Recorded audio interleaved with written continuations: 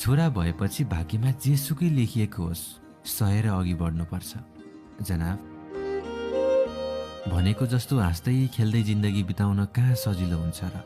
खेल बाल्यकालमै छुट्यो अनि हाँसो जिम्मेवारीले लुट्यो। पीडा दिएपछि देखाएको माया र बेवास्ता गरेपछि दिएको महत्त्वको कुनै अर्थ हुँदैन। महोदय, तिम्रो लागि मर्छु होइन, तिम्रो लागि म छु भन्ने मान्छे नै खास हुन्छ जिन्दगीमा। खुसीको एक पाना पल्टाउन मैले उदासीको पुरा किताब पढेको छु। जनाब, बिस्तारै सबै कुराको रहर हरायो। एक्लोपन्नै प्यारो लाग्न थाल्यो अचेल।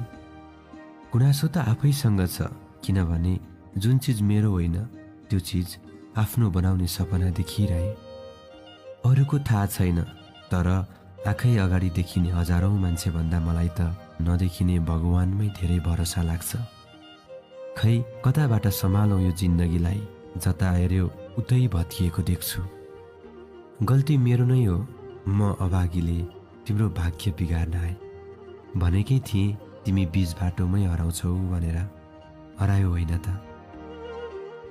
प्रेम थियो र त याद बनेर टाढिए, किनकि कसैको बोझ बनेर बस्न मेरो नैतिकताले दिएन। हाँस्न त जोसँग पनि सकिँदो रहेछ, तर रुनको लागि मन जितेकै मान्छे हुनु पर्दो रहेछ। प्रतीक्षा मात्र गर्न सक्नुपर्छ, समयले नै चिनाइदिन्छ मान्छेको साथ र औकात।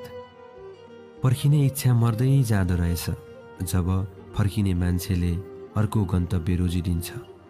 मैले खुसीको निवेदन तयार पार्छु, तर समयले पीडाको हस्ताक्षर गरिदिन्छ। जनाब, सम्बन्ध त जोगाउन सकिन, तर ती तिम्रा यादहरू सधैँ जोगाइराख्नेछु। माया, एक अर्काको हुने है भन्दै जोडिएका हामी एक अर्को अर्कै भइयो नि।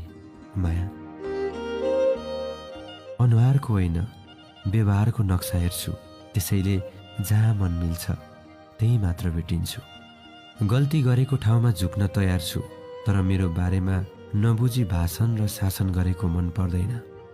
एक्लै जिउन सिक्दैछु अब, न त कसैको आशा गर्छु न त कसैको खास हुनेछु।